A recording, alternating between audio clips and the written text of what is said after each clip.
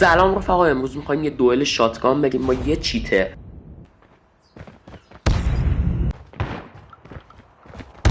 خب دلیل داره. 0 علاوه 0 برای من میشه بی نهایت.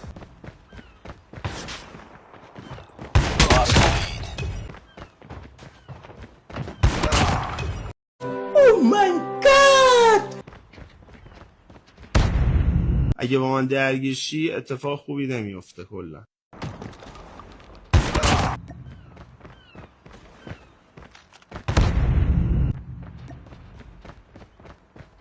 We're losing this fight.